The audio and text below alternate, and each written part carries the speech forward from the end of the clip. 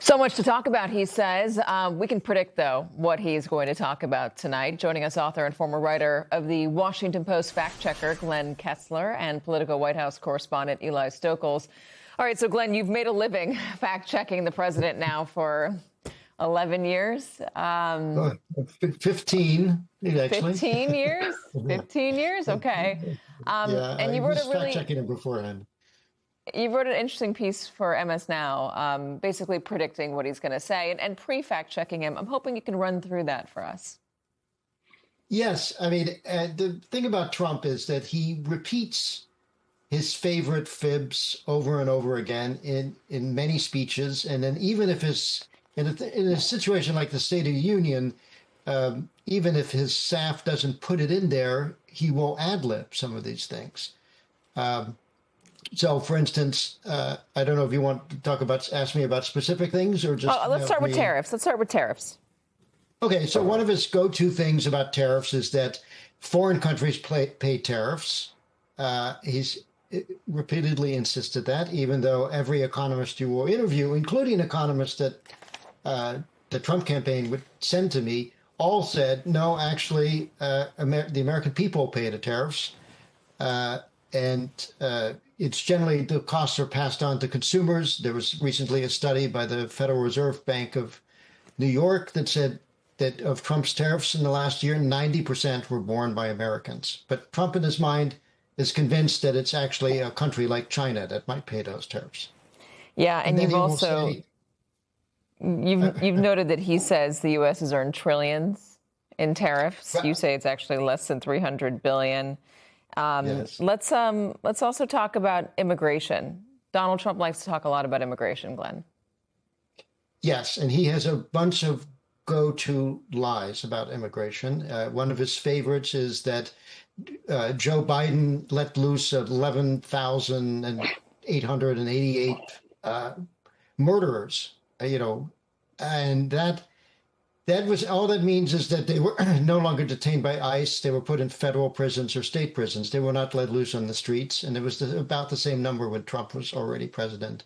He likes to say that Joe Biden let in 25 million illegal immigrants. Most estimates are around 5 to 6 million. So he's quadrupling that.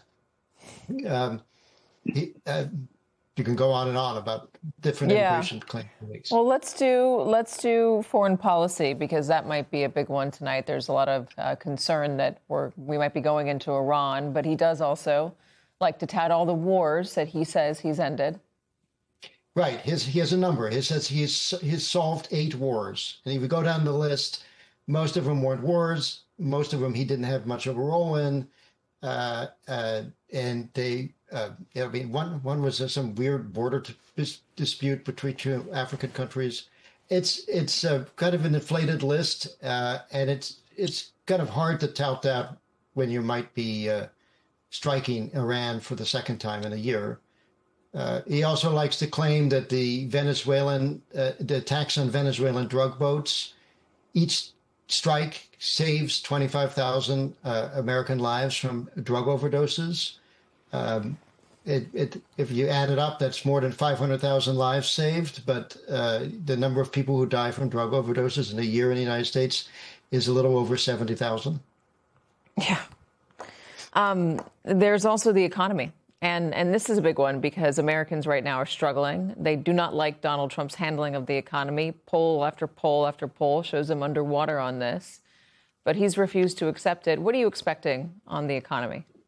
Well, you saw that in the clip just before, it was, I think, from yesterday. He said it's the greatest economy ever.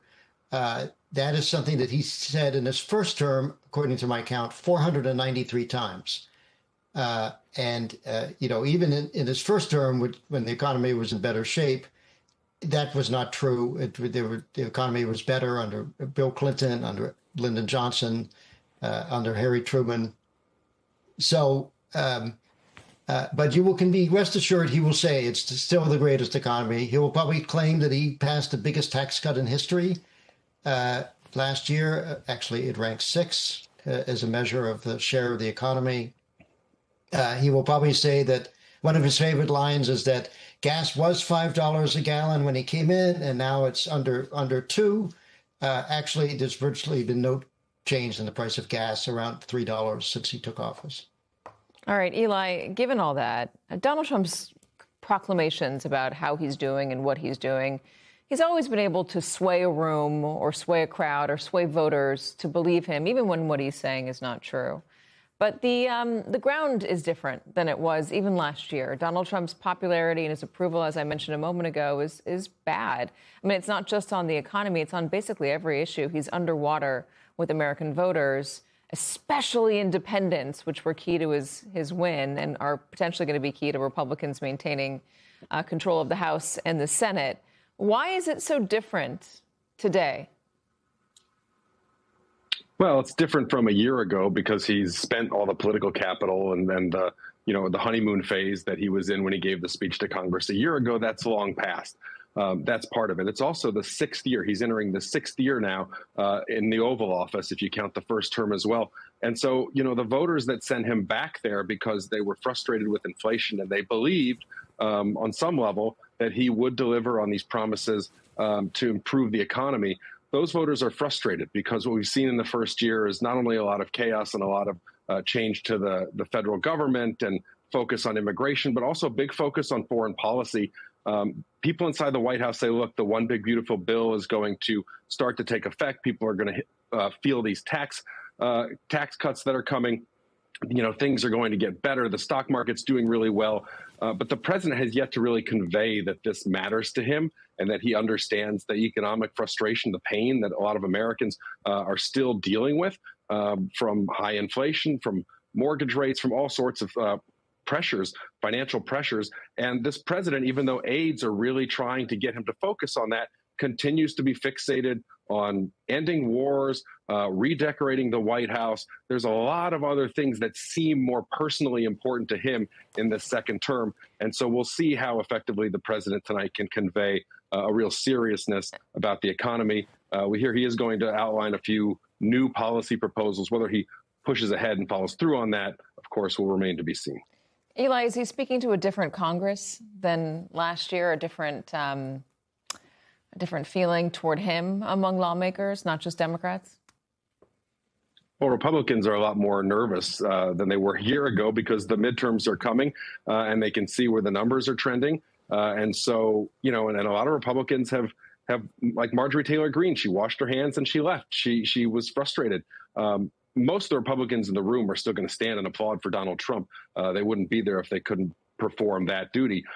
Democrats, maybe we'll see a few more of them boycotting, a few more empty seats. I don't know if we'll see the same kind of skirmishes or, live exchanges as we saw last year between the president and a Democratic lawmaker who had to be escorted out of the room after standing up and interrupting the president.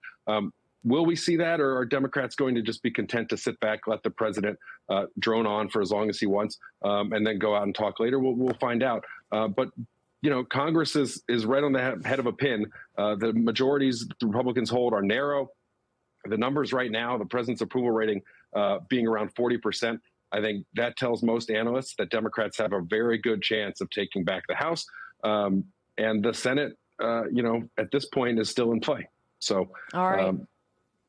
It's going to be interesting. Yeah, for sure. It definitely is. Eli Stokols, Glenn Kessler, gentlemen, thank you so much.